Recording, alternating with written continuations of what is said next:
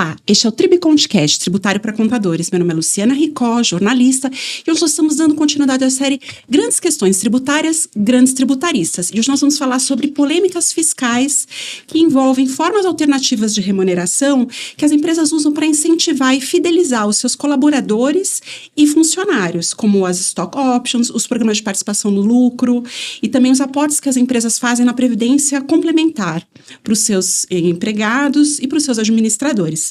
E para falar conosco sobre isso, hoje nós temos o advogado e consultor tributário Edemir Marques Oliveira. O Edemir, ele é especialista e mestre em Direito Tributário Internacional pelo IBDT, ele é especialista em Direito Econômico e Empresarial pela FGV. Bom dia, seja muito bem-vindo, Edemir, é um prazer recebê-lo. Olá, o prazer é todo meu, eu agradeço a todos, em especial ao Perisson, né, que é um prazer revê-lo aqui logo depois do mestrado, né, de concluirmos o mestrado juntos, e é um grande prazer também estar aqui discutindo uma questão que é bastante importante aí e diretamente envolve a audiência aqui do podcast. Eu vou aproveitar para cumprimentar os meus colegas Perisson Andrade e Marcelo Massaro. Oi, Perisson e Marcelo, tudo bem? Tudo jóia, Luciana, boa tarde, tudo bem, Marcelo e meu colega Edemir. Já conversávamos há algum tempo sobre um podcast que eu iria convidar os colegas e não podia deixar de convidar o Edemir, um advogado experientíssimo e muito estudioso, um colega ali que a gente sempre podia contar para debater os assuntos e com certeza vai trazer informações muito relevantes aqui para a nossa audiência num assunto interessantíssimo, né? A gente está falando de formas alternativas à remuneração e vamos analisar a tributação sobre isso, sob esse aspecto, né? Qual o objetivo da lei em criar certos incentivos? É realmente estimular a conversa entre os colaboradores, os empresários e criar condições de trabalho melhores e de remuneração recompensa para que todos sejamos felizes. Então a gente está falando aqui sobre tributação, felicidade e também sobre coerência do governo com as suas políticas. Oi, Perisson, Luciana, oi, Edemir, uma honra, um prazer receber você aqui com a gente também. Acho que o Perisson já expôs bastante, então vamos hoje ouvi-lo, ver o que você tem para trazer para a gente, que a gente está também bastante ansioso. Perfeito. Edemir, você começou na sua trajetória, você teve num grande grupo empresarial brasileiro, acho que tipo Papai Celulose, depois você foi diretor de uma grande auditoria independente, e hoje você tem o escritório e foca na tributação de expatriados, e também tem os estudos. Eu queria saber como é que as suas experiências iniciais te ajudaram na sua jornada até aqui. Bem, em verdade, as escolhas acabam sendo alternativas que nos apresentam ao longo da jornada que temos profissionalmente, né? Uhum. Eu trabalho já em consultoria já há mais de 30 anos, quase 40, e dedicando no escritório aí também há alguns anos, né? Então, a consultoria tributária, a empresa de auditoria e consultoria, me deu uma visão bastante abrangente da tributação, seja de empresas, seja de pessoas físicas mesmo, executivos das empresas, e isso me levou a me interessar também por acabar enveredando por essa área de direito tributário internacional também. Uhum. Bastante interessante.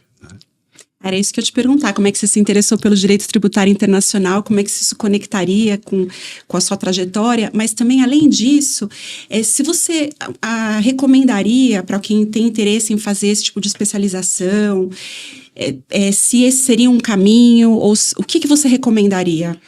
Olha, eu recomendo, como eu disse, por conta da minha experiência e os desafios que se apresentam na carreira profissional, uhum. Acabam sempre colocando em nosso caminho alternativas para estudo. O direito tributário internacional, ele é algo que tem a ver muito com o crescimento e desenvolvimento do país. Uhum. E hoje você tem o crescimento do país diretamente relacionado aos investimentos que outros países acabam fazendo no Brasil e vice-versa. O Brasil também investe muito no exterior.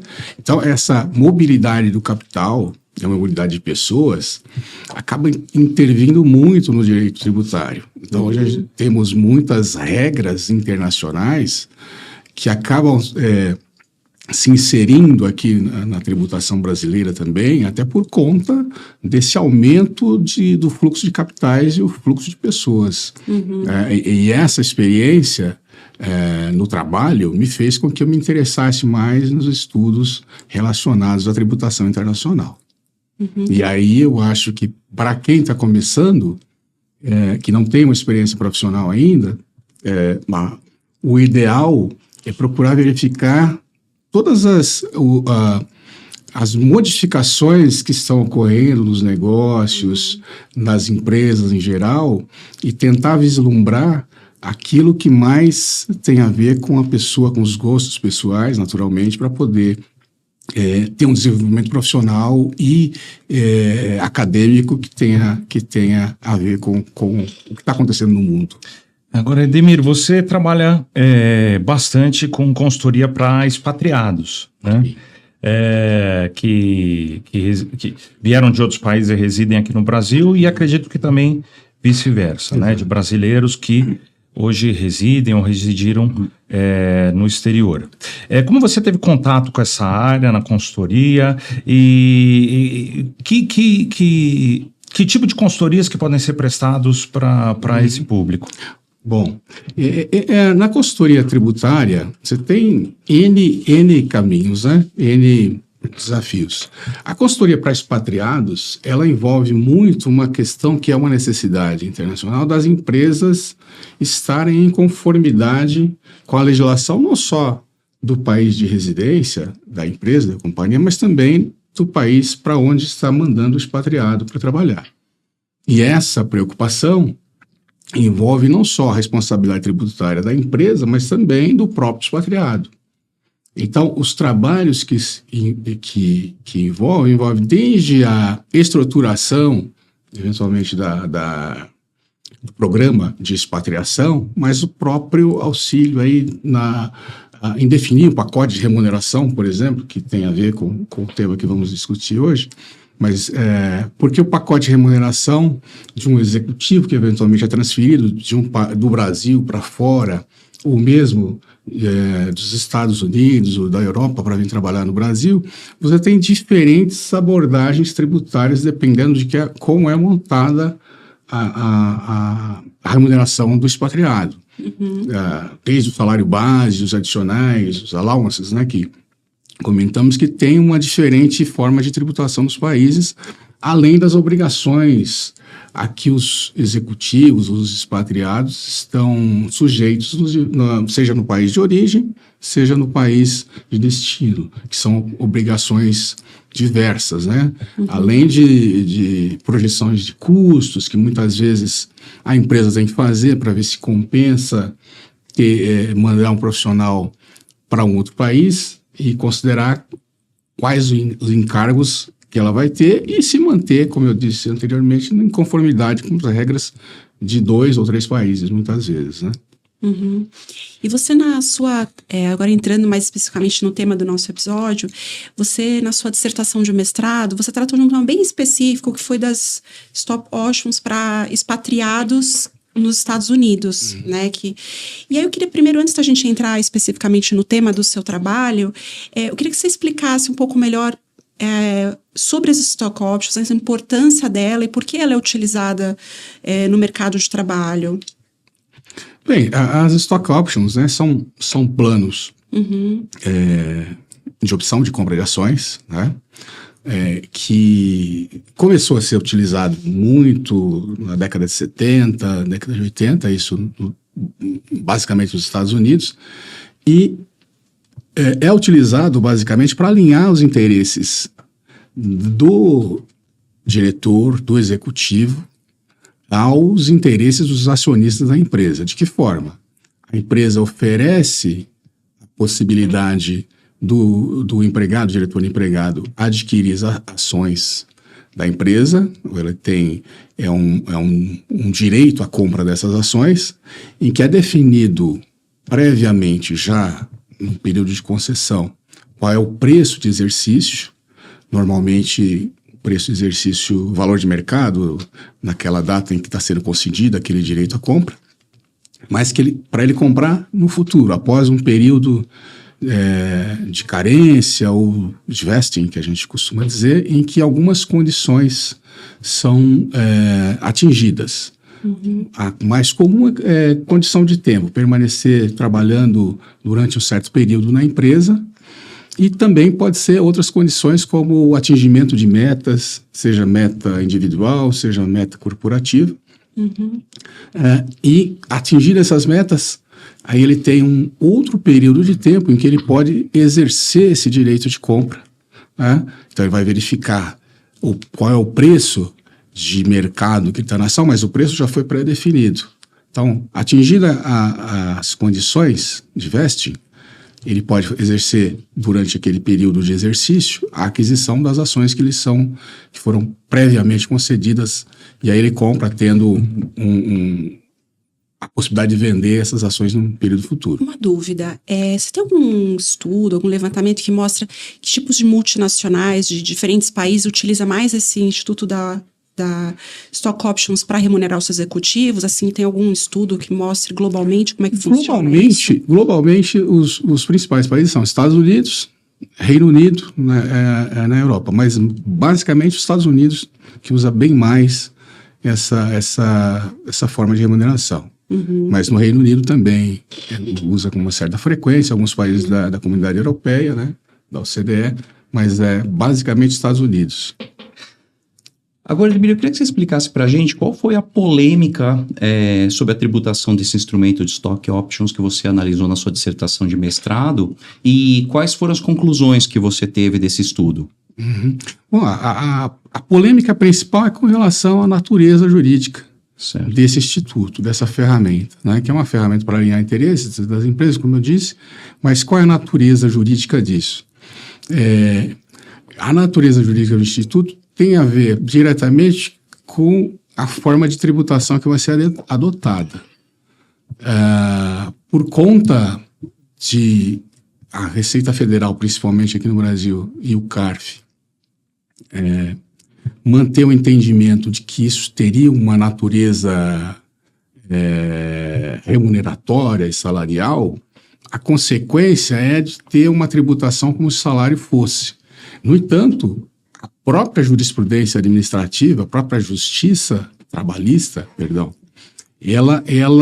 ela de longa data já determinou, os primeiros julgados a respeito do tema, de que a natureza desse instituto, das Stock Options, dos planos de opção de ação, sendo um incentivo de longo prazo, é meramente mercantil. Está dentro do conceito da legislação das SAs, que tem a previsão legal, basicamente lá no artigo 68 da lei das SAs, em que as sociedades anônimas, seja capital fechado ou capital aberto, utilizam desse instrumento para atrair e reter talentos na empresa. Então, sendo um instrumento, assim, meramente comercial, não tem como atribuir a natureza jurídica de remuneração, né? E também é feito a cultura anglo-saxã, né? De premiar o diferencial, de premiar o esforço, a fidelidade, a lealdade.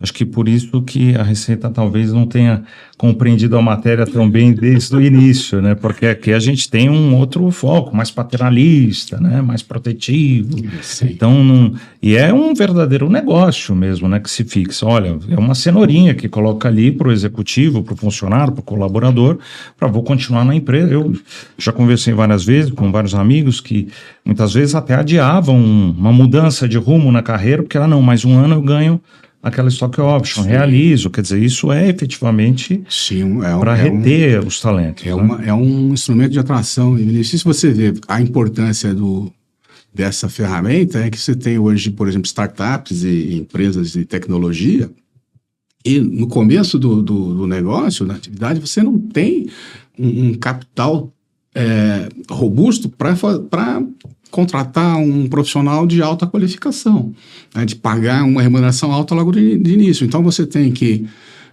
trazer esse profissional para junto com a empresa. Apostar junto com você. Junto e crescer junto.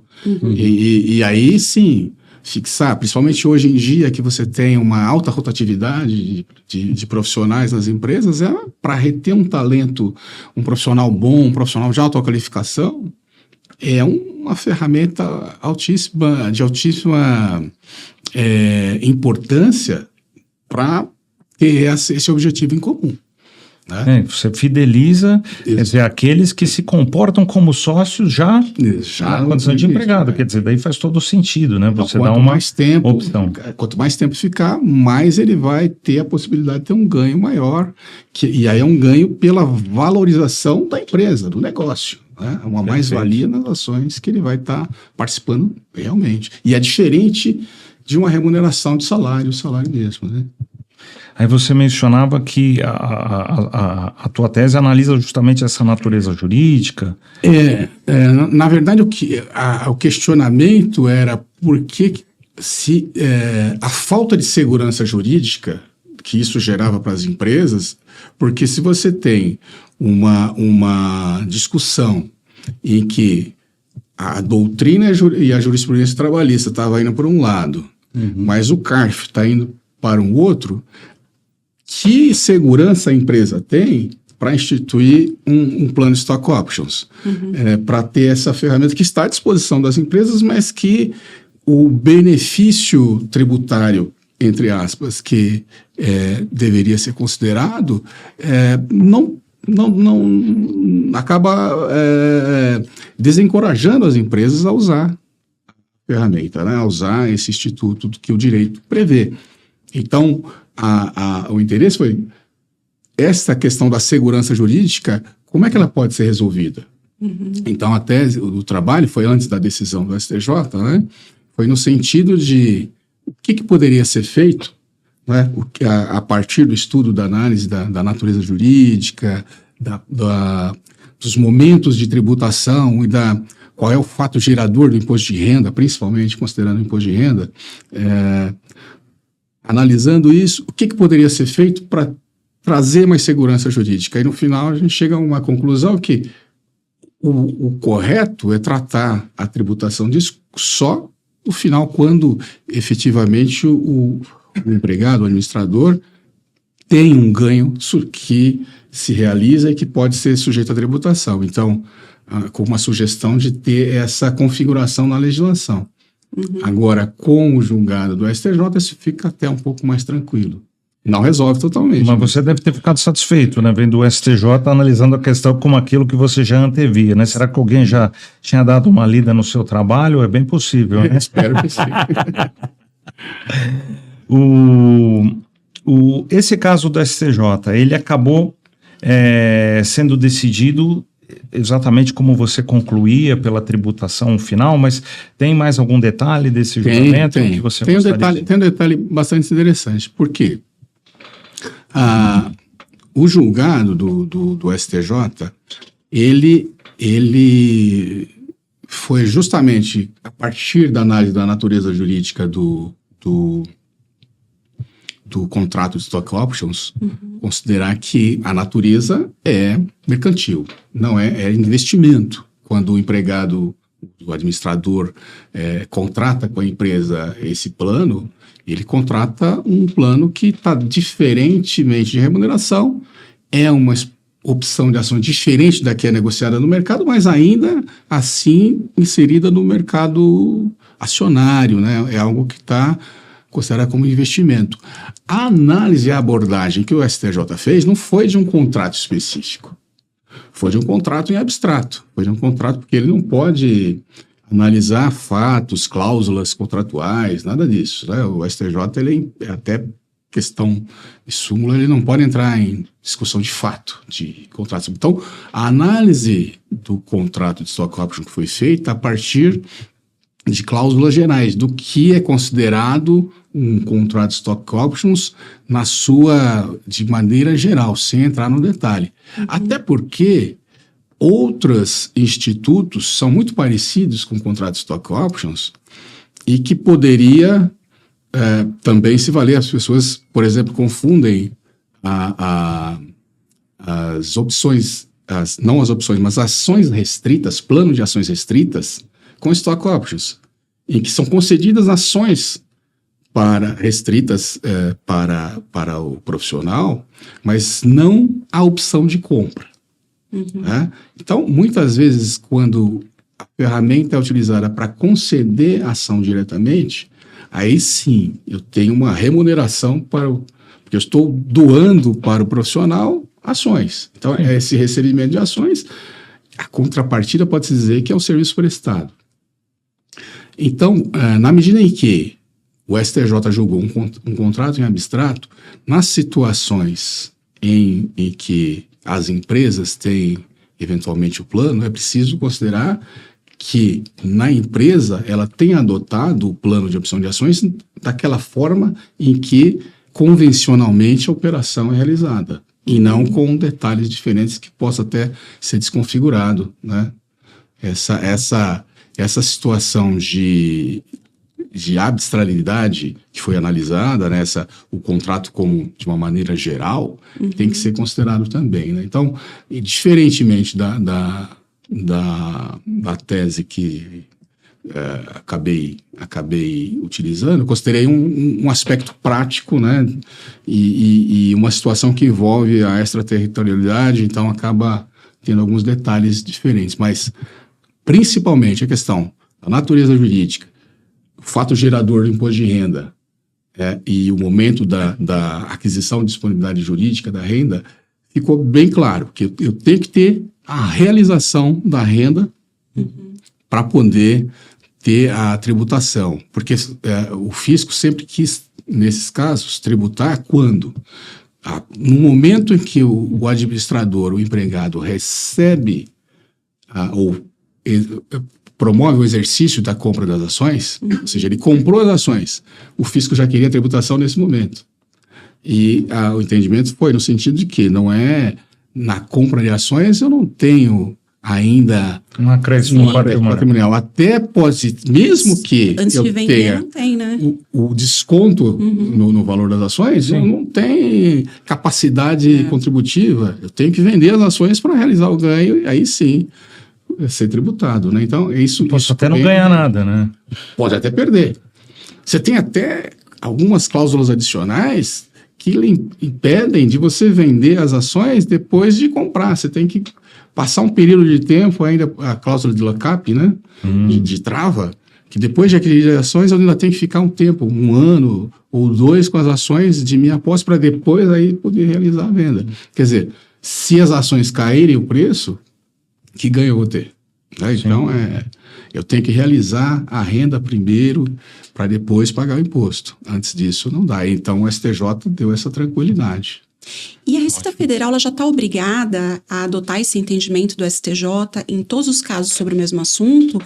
E uma segunda pergunta também, as pessoas que foram autuadas, que já pagaram, parcelaram, o que elas devem fazer?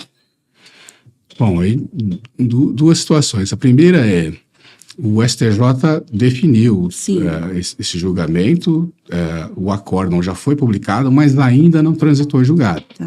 Então, por uma questão formal, o trânsito em julgado dessas ações ainda, a Receita Federal ainda, teoricamente, ela está obrigada a seguir. O próprio CARF, ele tem julgado as ações. Esse julgamento do STJ abrangeu o imposto de renda de pessoa física. Mas você tem também a exigência de contribuição previdenciária em cima desses valores, né? E as turmas de julgamento do CARF que julgam esses casos de previdência privada não têm observado o acórdão ainda. Do imposto de renda, começaram a suspender os julgamentos, aguardando o trânsito julgado do acórdão, mas ainda há uma certa dúvida. Tanto é que temos até a possibilidade aí de inclusão nas transações tributárias, né? O que é uma situação até difícil de de entender, porque... Sem devido, por que eu tenho que negociar? Pois é, exatamente, exatamente. Então, se ela pagou no passado, aí a gente tem que esperar o trânsito em julgado até definir se esse julgado, se ele vai valer para frente ou para trás, se vai ter alguma modulação dos efeitos, exatamente. Se não houver modulação, com certeza quem pagou no passado pode reaver esse valor, pode pedir uma restituição, pode entrar com pedido de restituição, mas tem que aguardar qual vai ser o trânsito em julgado e a questão da modulação dos efeitos. Tem alguma previsão disso? Ou... Eu acredito que isso deva ser rápido.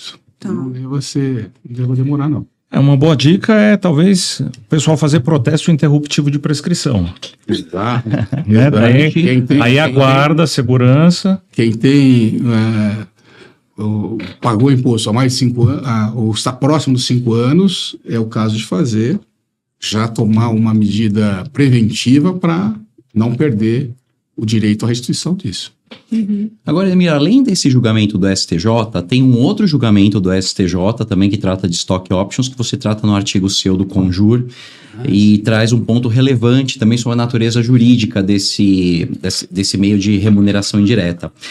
Você pode falar um pouquinho desse outro julgamento e se ele se alinha a esse primeiro julgamento do STJ que a gente falou agora?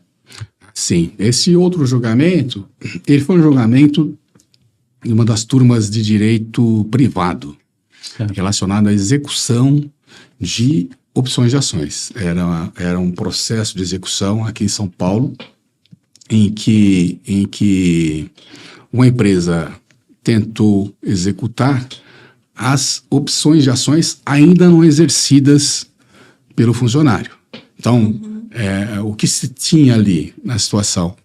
A possibilidade de executar essa opção de ações e a empresa que estava promovendo a execução, ela, teoricamente, queria entrar no direito e exercer o direito à compra das ações em nome do empregado, do administrador.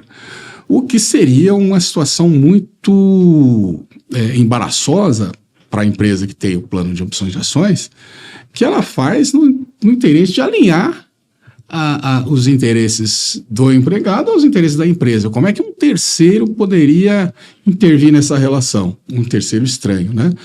A decisão, ela se alinhou bastante com o que já tinha sido julgado pelo STJ por uma turma de direito público, né? No caso, a questão da tributação do imposto de renda, dizendo que a natureza jurídica disso era mercantil, mas que só poderia ser tributado quando a realização do ganho. Por quê? Quando o empregado, o administrador, ele recebe o direito a exercer a opção e comprar as ações, o que se tem é uma mera expectativa de direito. É um direito em potencial. Ainda não entrou no patrimônio do beneficiário do plano. O que se tem, como eu disse, uma expectativa de direito que, quando exercido, aí sim, aí aquelas ações compradas entram no patrimônio. Antes disso, que tem uma expectativa. Então, essa expectativa de direito acaba não entrando no patrimônio e não pode ser objeto de execução. E mais, o STJ disse nesse julgado que é um direito personalíssimo. Também é que ele fala que é um direito personalíssimo, que é uma expectativa de direito, não há como ter essa possibilidade de execução, né? Porque você tem essa situação em que, diferente, por exemplo, de uma debênture conversível em ações, ou mesmo de alguma outra modalidade de bônus de subscrição, por exemplo, você tem título imobiliário, título de crédito, em que poderia ser objeto de execução, poderia ser objeto de transferência para terceiros. O direito à opção de compra de ações não é título imobiliário, não é também um valor mobiliário. Ele é, como eu disse, uma mera expectativa de direito. Nesse sentido, ele sequer pode entrar em herança. Então, se eventualmente o beneficiário do plano morrer, Os herdeiros não vão Os poder herdeiros não, exercer. não vão poder exercer, porque é um direito de opção personalíssimo que não se transfere para terceiros de forma alguma. É um direito com uma condição suspensiva, cujo exercício é personalíssimo. Personalíssimo, exatamente. Então, não tem como... Morreu, perdeu. Né? Exato. Não tem... Exatamente. E até quando, muitas vezes, uma das condições é o empregado permanecer trabalhando um certo período de tempo. Se ele sai sem preencher as condições, ele dependendo da forma de saída da empresa, ele também, na rescisão, ele não vai ter direito a adquirir.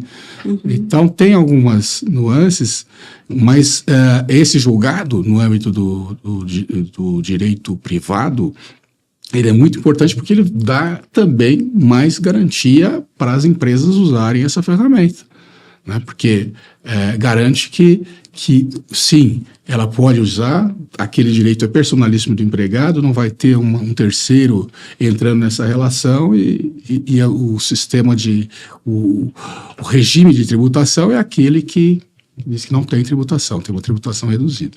Imagina, você falou de startup, a pessoa da startup ela concede ações para os colaboradores ou para prestadores de serviço que ele não tem condição de pagar e, de repente, pensando em ter sócios ali comprometidos, de repente tem um monte de estranho, né? Exato. Seria um absurdo. Seria um mesmo. absurdo. Excelente mesmo o comentário sobre segurança jurídica. Agora, Edemir, vamos falar de outras duas formas alternativas à remuneração em espécie que tem lá tratamentos jurídicos próprios, que é o famoso PLR, participação nos lucros e resultados, né? Todo mundo que tem que ficar aguardando ansioso o final ou início do ano, e contribuições aportadas pelas empregadoras na previdência privada aberta dos funcionários. Então, se abre lá um plano de previdência, que você acabou de mencionar, tem lá determinadas condições para você fruir, isso é progressivo, quanto mais tempo você fica na empresa, mas são aportes da empresa. O empregado, muitas vezes, pode até fazer um aporte, ou então ele faz e a empresa dobra o aporte dele, quer dizer, tem várias sistemáticas.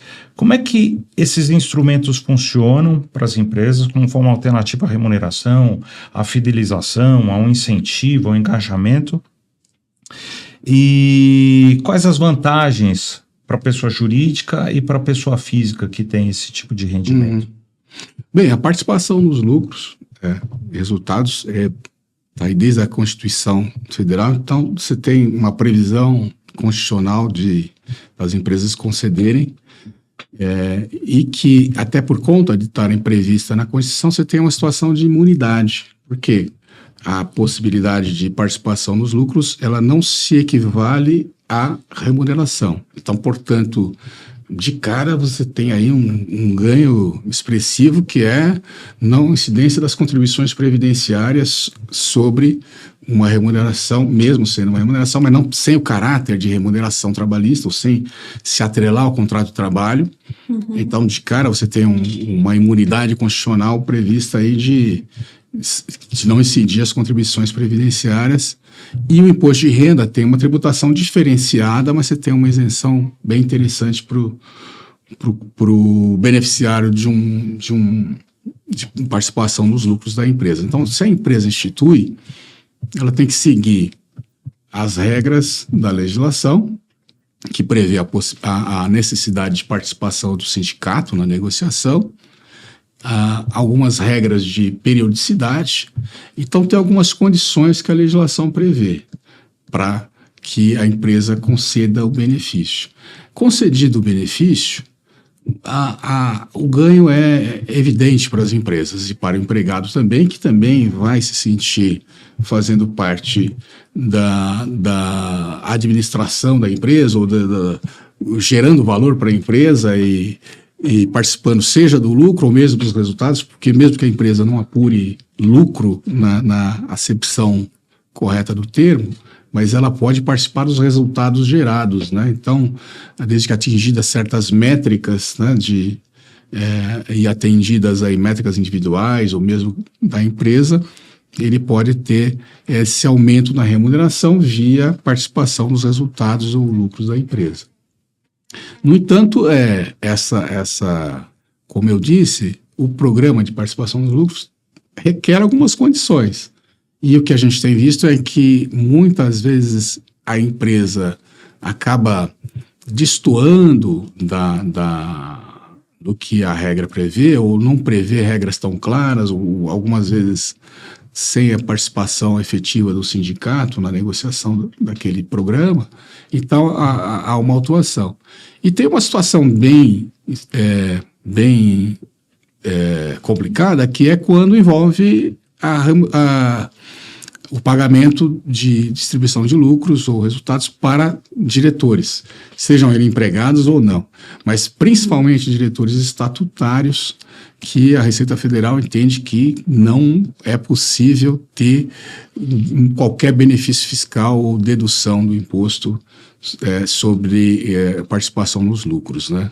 Então, para remunerar um executivo, um administrador, seja ele empregado ou não, com participação nos lucros, aí a Receita Federal já entende que não é possível ter essa dedução. Você tem N casos aí no CARF, né, no Tribunal Administrativo que julga essas situações, em que pagou pro administrador, se ele sendo empregado ou não, a gente tem essa discussão. É lógico que, sendo empregado, e a empresa alocando a todos os empregados indistintamente esse benefício de participar nos lucros, eu entendo que poderia ser, no caso do diretor empregado, mesmo que estando no estatuto, mas se o contrato de trabalho é mantido, que ele deveria também ser beneficiado com isso. Eu entendo que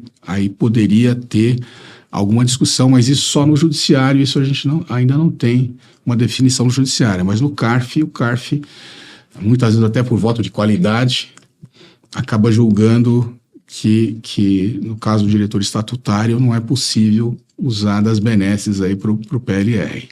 Essa discussão chegou ao STJ, né? O STJ analisou como vem se tornando, infelizmente, comum o voto brilhante da professora Regina Costa. É verdade. Acabou sendo vencido, mas ela foca bem essa questão da necessidade de ser uma despesa necessária. Imposto de renda, mas acabou, é verdade. O PLR de diretor acaba sendo algo complicado, mas deveria ser o caso do empregado. Eu entendo que deveria subsistir aí a possibilidade de dedução, mas foi voto vencido. Uma pena, né? Porque realmente não vejo qual é a diferença. A empresa é obrigada, como você falou, um dos requisitos é ter um plano claro, bem definido, com métricas, com forma de avaliação de desempenho, porque assim, uma vez verificadas as condições, a empresa não pode fugir da obrigação, né? Não é uma liberalidade, né? E, infelizmente, prevaleceu o entendimento aí de que, por ser administrador, como se disséssemos assim, é o administrador estabelecendo a própria remuneração, sempre um certo preconceito né? de utilizar. Exato. E, na verdade, não é isso, né? Uma pena. E nesse ponto, Edemir, você está falando que existem algumas formalidades que têm que ser atendidas pelas empresas para a utilização desses instrumentos de remuneração indireta. Sim. Você pode especificar quais seriam exatamente essas formalidades? Basicamente, a utilização do sindicato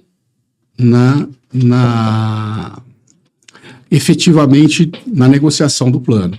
Porque muitas vezes há a necessidade de colocar o sindicato na negociação, mas acaba não utilizando ou utilizando de alguma base territorial diferente da empresa, ou utilizando o sindicato simplesmente para dar um aval naquele plano, em que não há uma efetiva negociação e acaba não tendo essa participação. Além disso, tem também a questão da periodicidade em que a remuneração pode ser paga. No início, você tinha que semestralmente poder fazer o pagamento, depois passou a ser anual. Então, tem alguns requisitos que a lei determina e que ajuda a caracterizar o plano, e que, se for não tiver nenhuma subjetividade naquela elaboração do plano, estiver bem clara a regra, não há qualquer problema de questionamento. Agora, Edemir, você falou da PLR, faltou a gente falar sobre a Previdência. A Previdência complementar. Contribuição. Aí tiveram vários debates aí sobre Previdência, se isso... É porque também tem uma isenção de contribuição previdenciária por parte da empresa, também tem a questão da dedutibilidade e até a tributação da pessoa física, isso, né? Quer dizer, a empresa vai lá, coloca num fundo, o físico quer a parte dele, como se aquilo fosse uma remuneração, uma discussão parecida com a da stock option, né, nessa questão. Sim. Porque, como você falou, tem sempre um plano que estabelece métricas temporais, principalmente. Eu me lembro que, com muito pesar, eu recebia um lerite lá todo mês, lá quanto que tinham contribuído de previdência para mim, só que como eu fiquei menos de 5 anos, aquilo foi repartido com o fundo, né? Eu não recebi nada na minha saída, mas eram as regras do jogo, né? Então, assim, não uma renda quando eu recebo, né? Porque no final eu fiquei com nada, porque não cumpria a métrica que era estabelecida no contrato, né?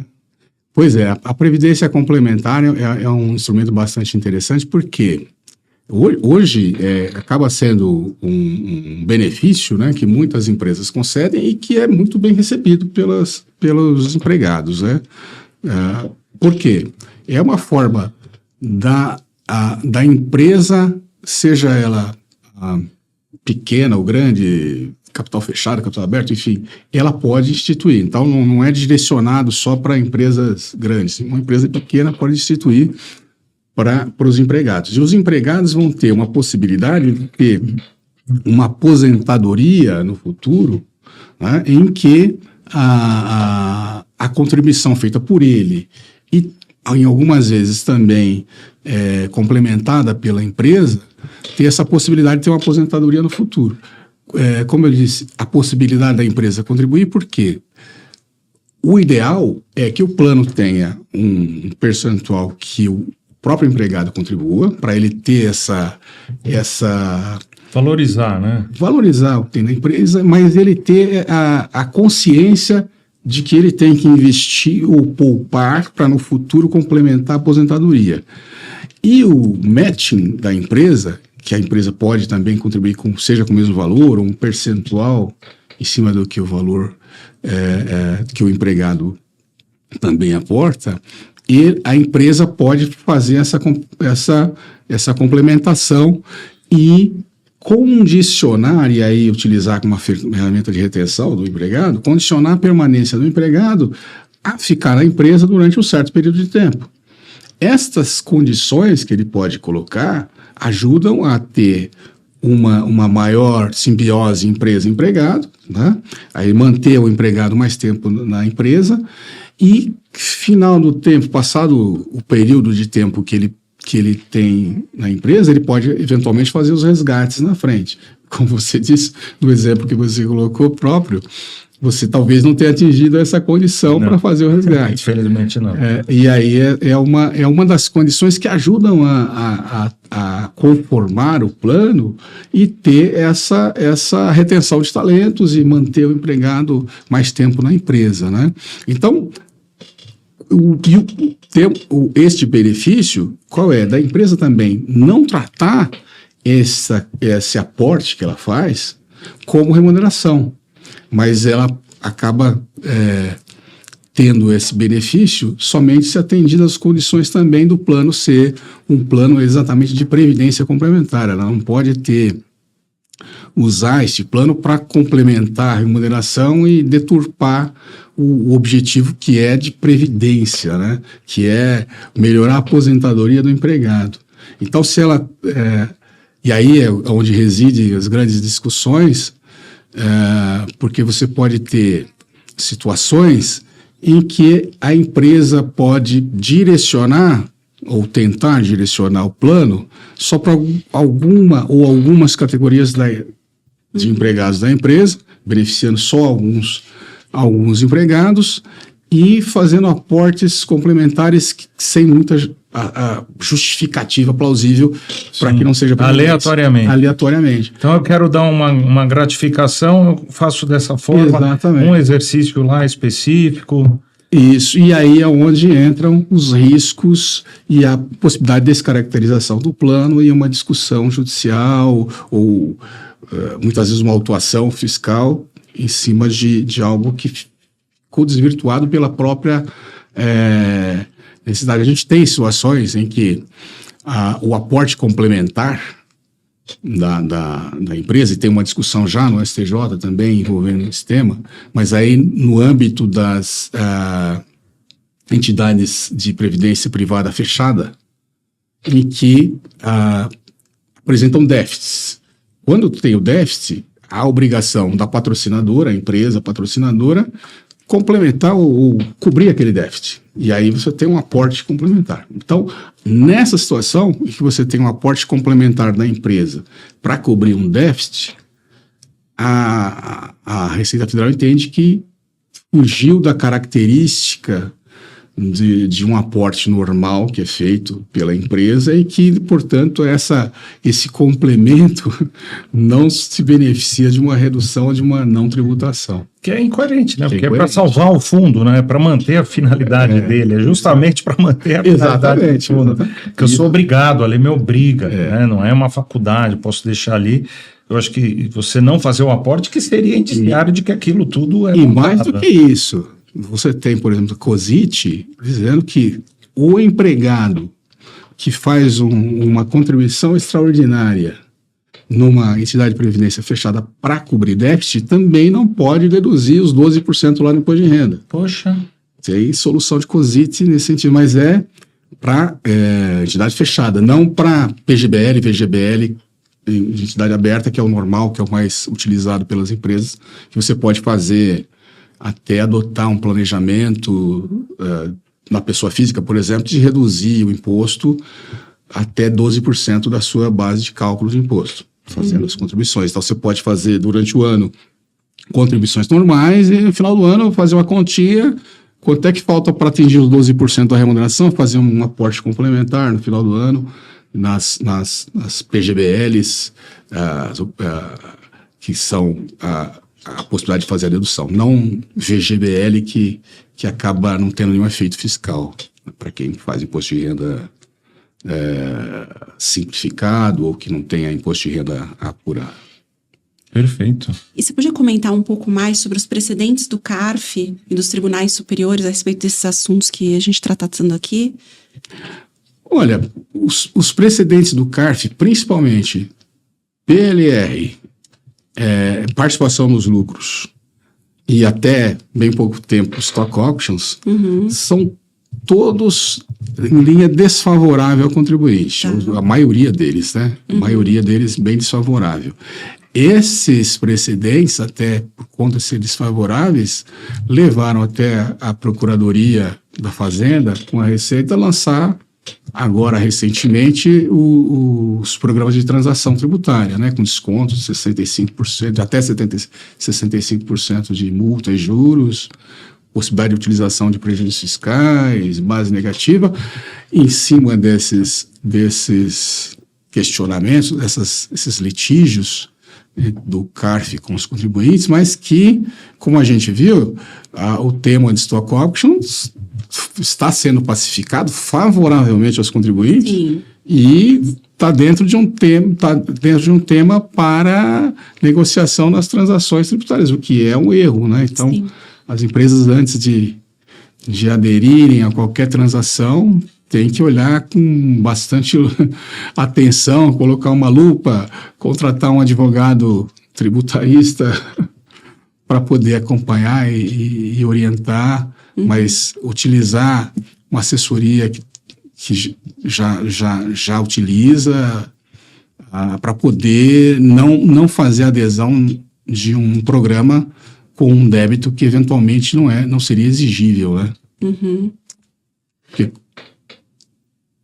na verdade, sobre esse tema da tributação, dessa remuneração indireta, vamos dizer assim, tá, né? Eu já estava comentando com o Perisson, a gente estava discutindo esse assunto, que um ponto bastante interessante foi que na época da reforma tributária se tentou, inclusive, especificamente agora vamos falar sobre a Previdência Complementar, né? Se tentou tributar pelo ITCMD inicialmente, colocar uma possibilidade de tributação pelo ITCMD dos valores recebidos de pessoas falecidas por meio desses instrumentos, né? E coincidentemente, ele foi retirado da reforma tributária exatamente quando o STF fez o julgamento sobre um caso de um estado que estava tentando fazer exatamente esse tipo de tributação.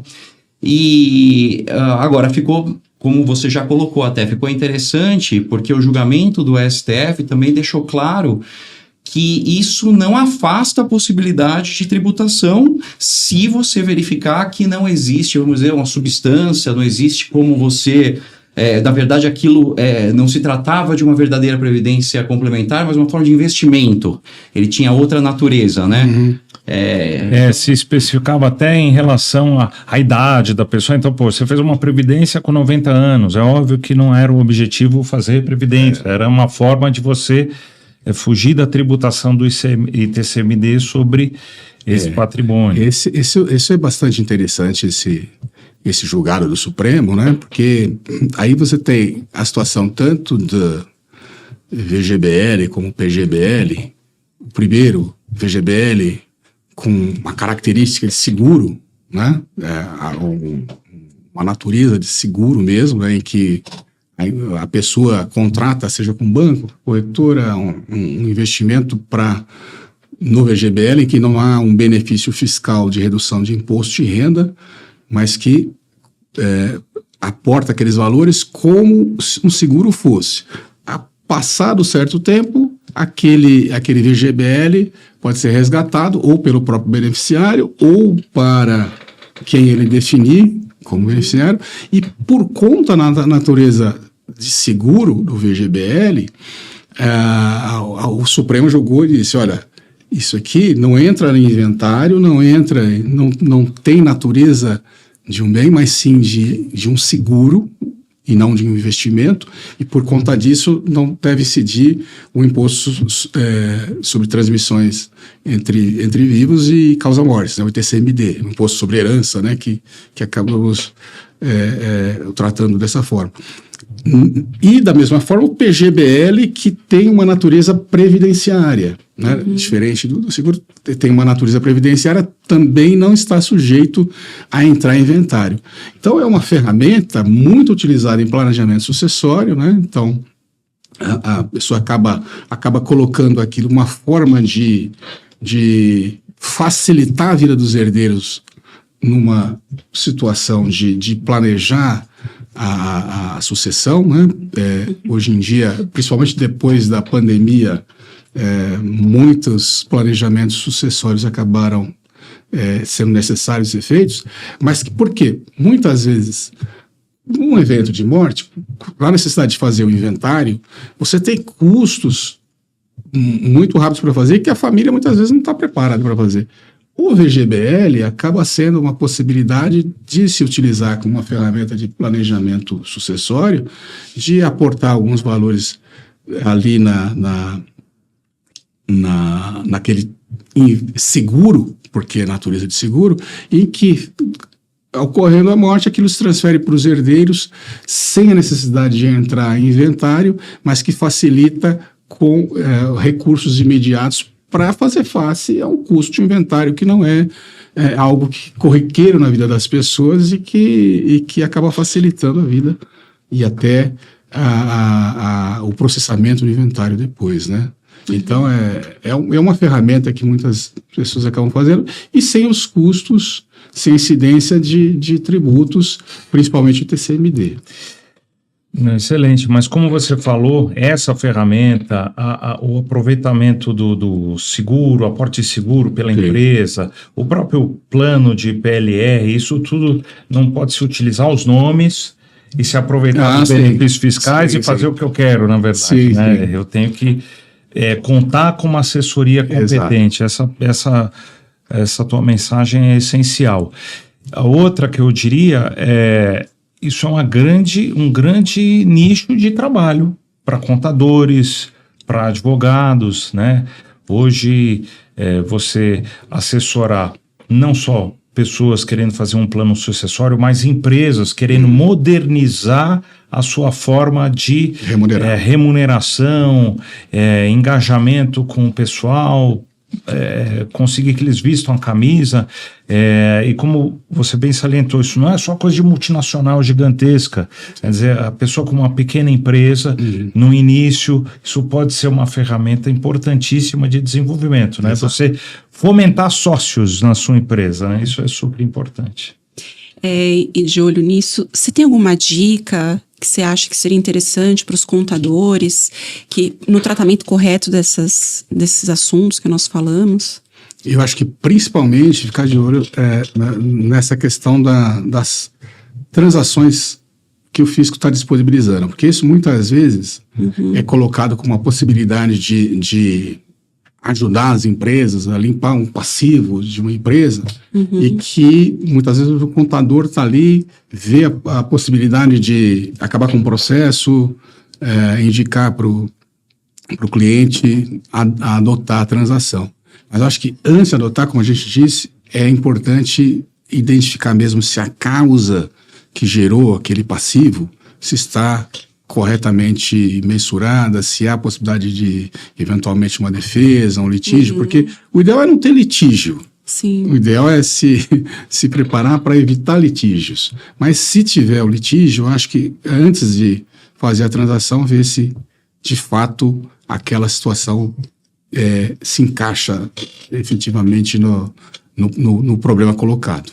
Tem alguma coisa também que, algum comentário adicional que você gostaria de fazer, que nós não falamos aqui? Eu acredito que abordamos aí as principais discussões aí envolvendo remuneração indireta, né, que acaba se considerando nesse tema, né? Não, foi ótimo, foi muito abrangente. Excelente, essa última dica aí é essencial, principalmente como você mencionou, a gente está discutindo stock option, tem uma decisão ali certeira do STJ, tá? Não transitou em julgado, mas a bola tá ali na risca, daí pinta o edital e um dos itens você transacionar as questões, seja contribuição previdenciária ou do imposto de renda da pessoa física em relação a stock option. Então, o contador, se ele não estiver bem alerta, ele acaba entregando um presentinho de grego para o cliente, né? Então, é importante estar atento. Queria aproveitar para agradecer a sua participação aqui no nosso programa, foi muito interessante para conhecer essas definições, né, de remuneração indireta, opções, né? E muito obrigado pela sua participação. Foi um prazer recebê-lo. Eu que agradeço. O Edmir, muito obrigado novamente, a tua presença, a tua gentileza, a honra de contar com você nessa mesa. Espero que a gente tenha outras oportunidades. Hoje foi uma consultoria na veia aí de quem assistiu, num setor super interessante, né, dando dicas aí profissionais também. Muito obrigado. Também quero agradecer, acho que as informações são relevantíssimas. A gente está num mundo hoje com inteligência artificial, que realmente as empresas, para manter o funcionário, a empresa ela tem que ter instrumentos para valorização disso. Então, a gente discutir esses instrumentos de remuneração indireta, acho que são essenciais, é uma política importante, tributária. Então, obrigado pelas informações que você compartilha com a gente. Obrigado a todos. E esse foi o Tribicondcast, Tributário para Contadores. Se você gosta de assuntos tributários, curta o nosso canal e ative os sininhos para receber as notificações. Até a próxima. Até.